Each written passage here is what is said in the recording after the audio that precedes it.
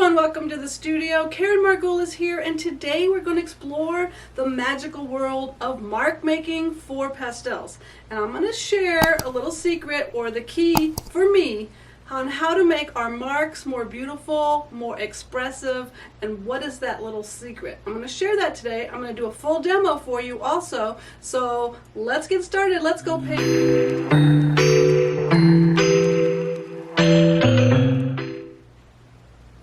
Alright, so what is the secret to successful and beautiful mark making? Well, for me, it all revolves around the touch. What does that mean? It means how much pressure we apply when we make our marks. And it doesn't matter what kind of marks you make. If you're a linear mark maker, if you make dots, if you cross hatch, or you make big side strokes, you have to use pressure when you apply the pastel. When you use a little bit of pressure, you get a lighter touch. When you press harder, you get more pastel released onto the paper, a heavier touch. I like to use a combination. I like to whisper, that means a light touch. In fact, I like to say the right touch is always a light touch, because if you use a light touch, you are able to get more layers of beautiful color and get beautiful optical blends. So practicing applying the pastel very lightly, as if it were a feather, and if you press too hard, that feather's going to break. So use a light touch. But then occasionally, I like to press harder, release more pastel, get thicker marks, harder edges on my marks. You won't be able to see through these marks because you're pressing much harder. I call these shouting marks.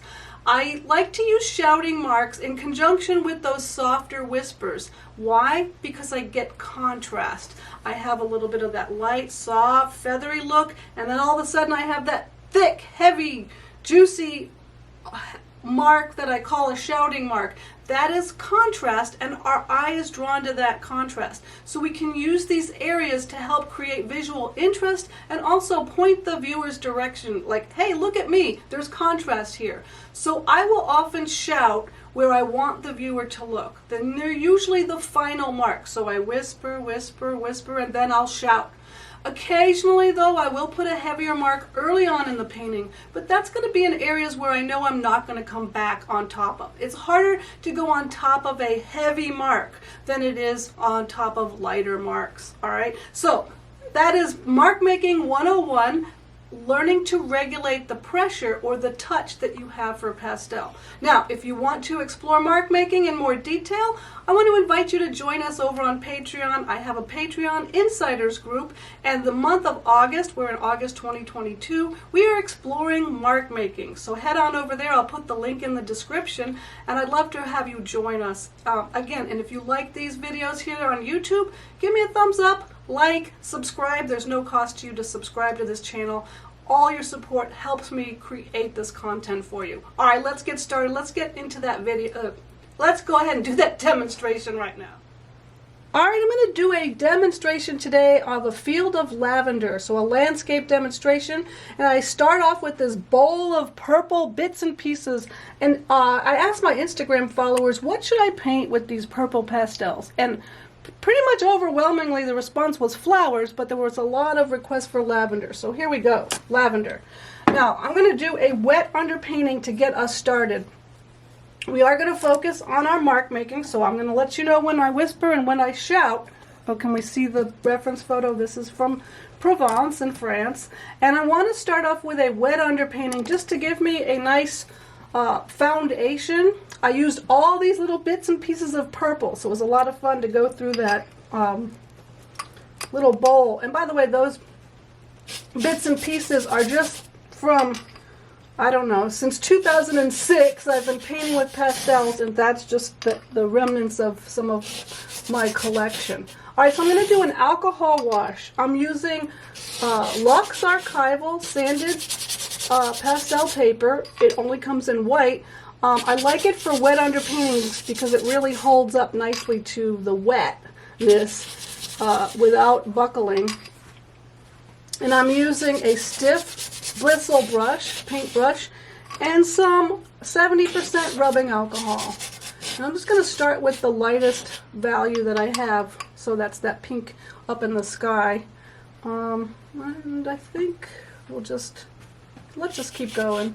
I'll save the darkest areas for last.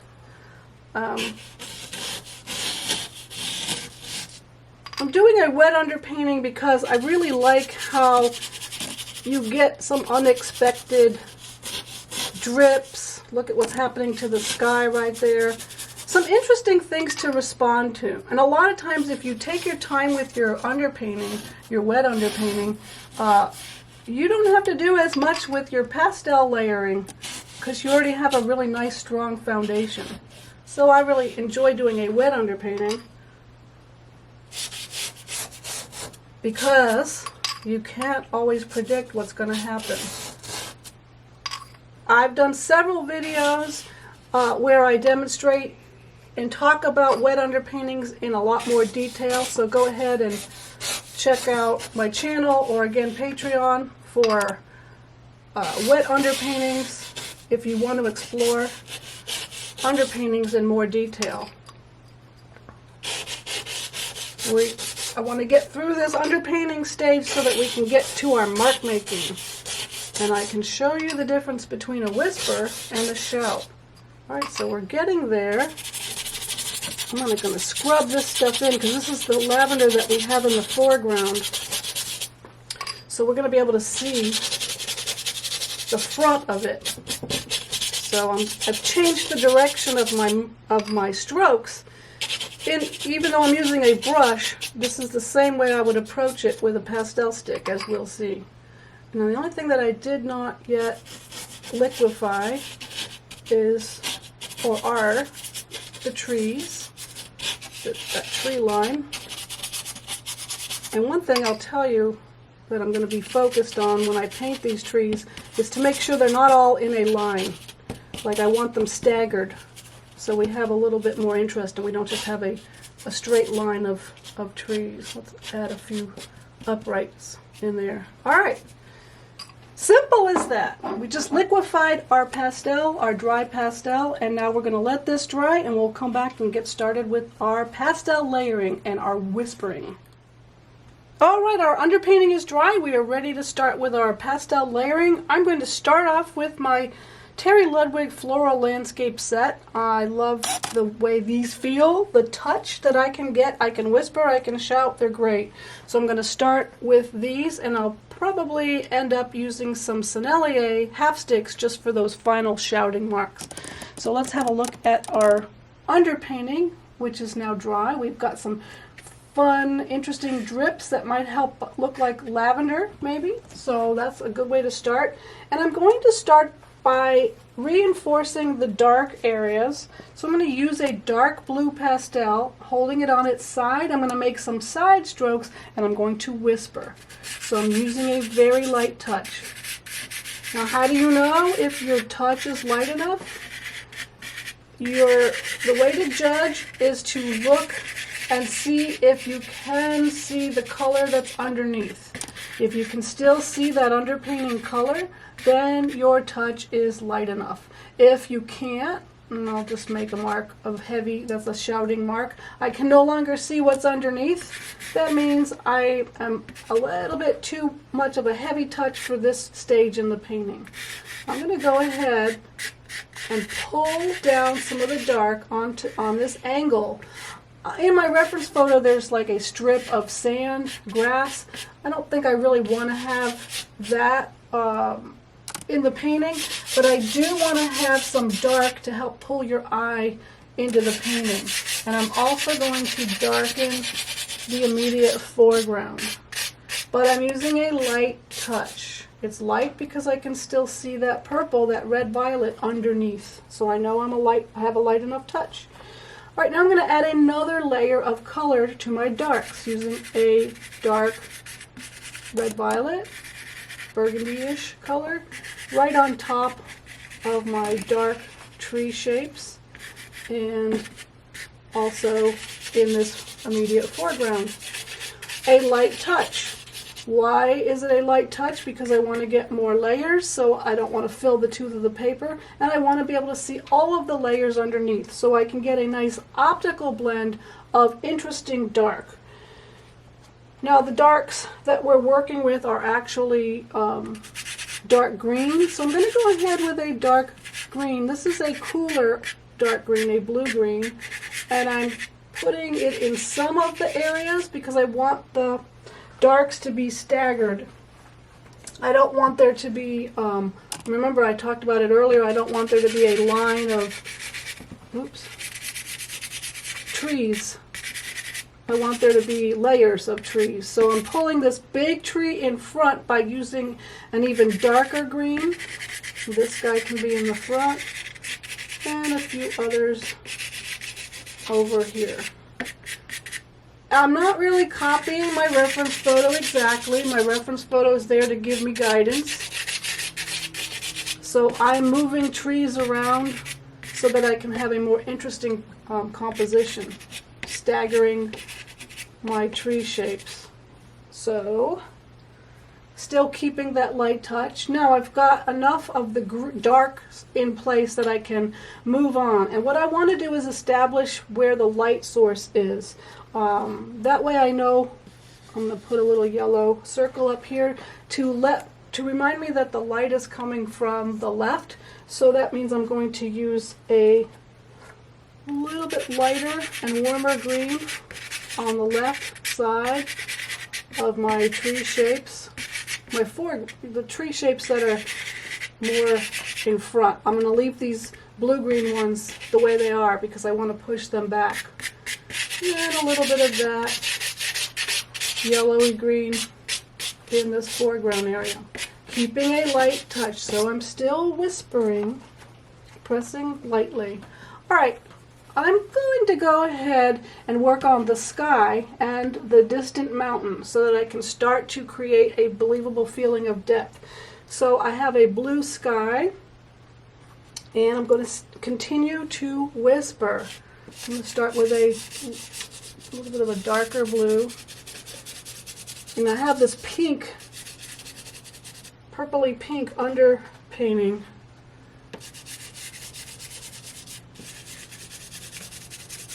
Whisper, and I'm going to get a little bit lighter, and I'm going to pull that light on top of the darker area because I don't want the sky to look too dark. I don't want it to look like nighttime.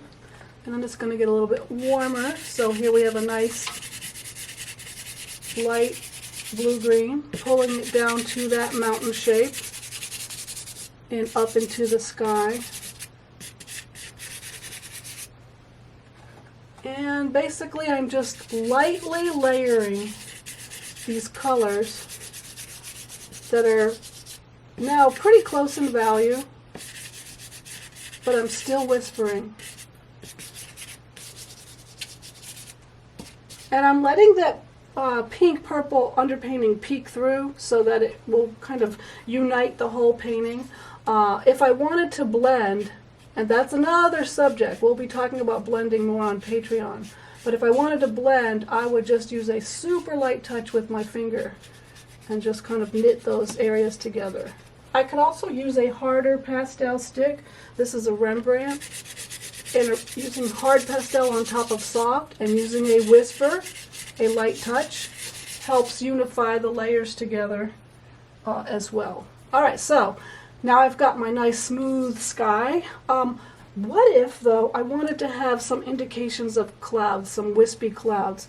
This is where the shouting comes in. So I'm going to take a pale yellow and I'm going to shout, so I'm pressing hard. Now you can't see the sky color underneath, but then in some areas I want it to be wispy, so I'm going to whisper.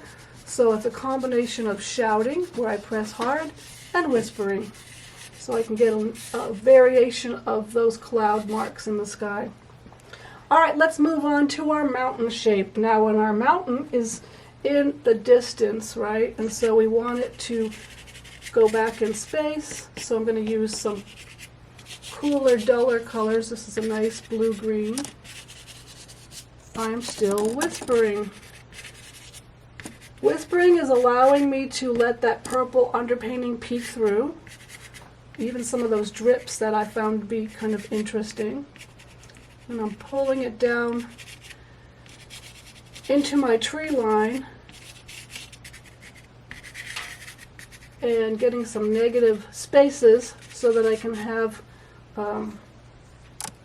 more interesting shapes on the trees. Let's add another kind of a grayed down green using oops. What happens if you make a mark that strays into an area where you don't want it? I just whispered some more sky color on top. Let's see. Should it be a little bit? There's some interesting lighter areas on these mountains, so I'm going to just use a pale grayed down violet to get a little variation. But again, still very light. I'm starting to apply pressure a little bit with a little bit more. I'm trying to use, okay, start over. I'm using a little bit more pressure because I'm getting to the finish of the mountain shape, right? So I'm not going to come back to it necessarily. So in areas where I want to have some emphasis, where there's some of these darker areas, I'm shouting. So in these little blue marks that I'm making right here with this gray down blue, I'm shouting. I'm pressing hard so that they show up, so that there's contrast, right? So I have all these nice soft whispery marks, but then I press harder so we have contrast and you can notice those a little bit more. All right, let's move down into the trees and give the trees a little bit more light. So I'm using a little bit lighter yellowy green on the left side, just to show that there's a little bit more light in those trees. I'm whispering because I really want you to still see all the colors that I've built up. So the darks. But now I want to make a few more smaller little bush shapes, and I'm using this medium green and I'm shouting. So I'm just pressing back a little bit bigger. I'm pressing a little bit harder so that you can see the change in the mark making, right? So these little guys here, I want to add a little bit more dimension or more depth to these trees in this area. So I've whispered, and now in some of these areas I'm shouting. And I can do the same thing if I wanted the appearance of maybe some smaller leaf shapes like this guy here. We might see a little bit more detail. So I'm pressing harder with my marks. I'm making smaller marks, and they're shouting marks because I'm putting much more pressure. I don't want to get too carried away though with the detail because these are still back in the distance. All right, we're moving on. We're going to paint our lavender now. And so we want to continue with our whispering marks. And I'm going to use a little bit of a blue to paint some of the lavender that's in the distance. And I'm whispering. And I'm also making linear marks. And I'm making little tiny marks in between the trees and the bushes just to create a better feeling of depth. Light touch. So the color that's in the underpainting is actually a really nice color for this lavender. So I don't want to cover it up completely. Now I've just pulled out a Sennelier half stick, right? So it's a softer pastel. So it doesn't take a lot of pressure for me to fill the tooth of the paper. So I'm still trying to use a light touch, but in some areas I want it to show up more. So I'm going to shout. I'm going to push it really hard. Sometimes I'll push so hard that they break, but that's going to give me the contrast and the variation in my mark making. So see these marks right here? I'm pushing really hard. Those are shouting marks, but they're on top of those whisper marks, so I get a nice variation in my mark making and some nice contrast. Okay, moving on to this area. This is a brighter, I'm going to kind of whisper on some darker red violet. I really like the little bits and pieces of the underpainting, the drips. So I got to use a very light touch if I want to preserve those. All right, now let's get the right color to come in with that row of, ooh. All right, I already whispered. Now I'm shouting. So I want to get some of those lines that we would see in the rows of lavender. And how there's a variety in the colors. Now as I come closer to me, I'm making those rows a little bit thicker, wider.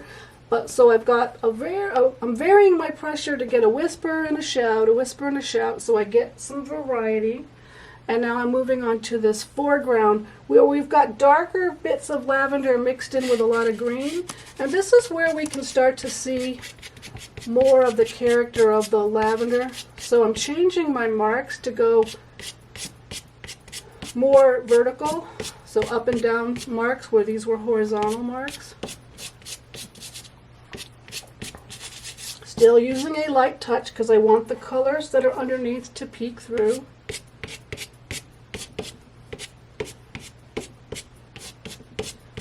Trying to capture that character of the lavender. Now, we also have a lot of green working into this area here, so let's get a different green. Let's start with a darker green. And I'm moving into the softer Sennelier. And I would say I have a medium pressure. What would be what would be in between a whisper and a shout? What would be in between a whisper and a shout? If you've got any good ideas for me, put them down in the comments, because sometimes we have a little variety in our pressure. We're not quite pressing super hard and shouting, and we're not quite whispering. What could that be? Now I'm trying to create kind of a lazy S or Z shape to try to pull the eye down into the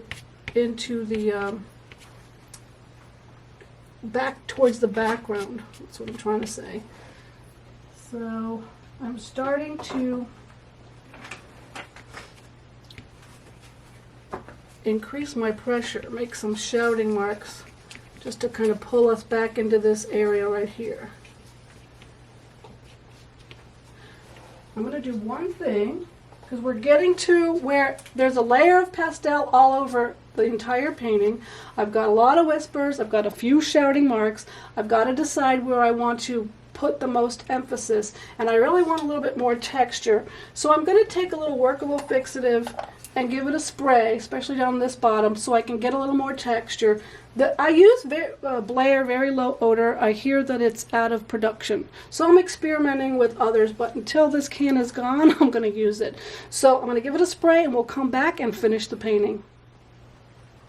Alright, the fixative is dry, so what I'm going to do is just go over this area where I put the fixative with a very light touch so that I can get a little bit more feeling of some texture in this area. So let's add a little bit of the green stuff down in here. And when I go very lightly over the areas that have been fixed, the darker areas remain in place. So it really gives me a little bit more variation. I do need to go back and add some more of the lavender. I'm still using the side of my pastel. I don't want this to look like a lavender parfait, right? It's just strips. So I'm taking this color and incorporating it down into this area so that it's just a more seamless transition. But now I'm going to do some linear marks to kind of show the character of the lavender. And I'm using a harder stick. This is a Rembrandt. And I'm shouting. I'm pressing very hard with my linear marks. But I really try to be mindful, mix it up a little bit because we have a variation in our color. I'm trying to be mindful that I don't get too carried away and create a fence of lavender all the way across our foreground. So I'm kind of just skipping it around a little bit, adding some of those scribbly marks. The idea is your viewer will see a few and hopefully fill in the rest and say, oh, okay, that looks like lavender. This whole thing must be lavender. That's the idea anyways. All right, so we've got some shouting linear marks. Let's say, okay, we want to pull the eye up here, but then this tree area needs to have a little bit more, it needs to have a little bit more clarity. So I'm going to take this background blue, this mountain color, and I'm going to shout with it so that you don't see the color underneath. So I'm pressing harder, having a heavier touch so that I can pull out the tree shape a little bit better. A couple little marks, soften them. And same with this guy over here to a lesser extent. And then we can have a little bit more shouting marks to really show up some of the foliage.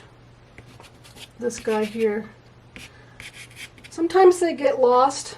You know, the more you add to it, the more you play with the painting, they get lost. But when I get to the end of the painting like this, I start using more shouting marks where I want you to look. So where I want there to be some emphasis, I press harder. I use a heavier touch. So whisper for most of the painting, and now I'm figuring out areas where I want to shout. We can shout some of these lavender bits. We did a little bit when we were starting to build the painting, but I'm going to go ahead and do a little bit more just to integrate these two areas right there. And I think I might want to add, let's see how that works, a little bit of lavender up into my sky. Why? Because I really want there to be a nice visual connection between what's happening on the sky, up in the sky, and what's on the ground. So we have a lot of purple going on, so adding a couple of little touches of purple, some shouting marks. And then with the softer Sennelier pastels, I get some really nice shouting thick marks with my pastel, with the softer pastel right at the end of the painting. I think we need just a little bit more in the way of interest down in the greener areas here. And we're getting to that finishing part of the painting. And I think let's go ahead and shout some thicker marks with a softer pastel to add those finishing touches. And I'm not really concerned about having shouting marks all along the edges. Those kind of just dissipate because I really want you to kind of focus your attention from here into this area. Oh, we want to come back over here, so how can we draw the eye back over here? Let's put a shouting mark to just say, hey, you know what, there's even more lavender. If you come back here, there's even more. And I think that little shouting mark is going to be, yeah, one more. Just when you think it's safe to walk away from your painting, I'm going to shout one more mark right in there. Whisper, shout. To me, that's the secret of successful and beautiful mark making. So I thank you so much for sticking with me to the end. I really appreciate it. Come join us on Patreon. Love to have you. We're again focused on mark making this month. Hope you've enjoyed the demo. I've really enjoyed painting for you today. Let's go paint.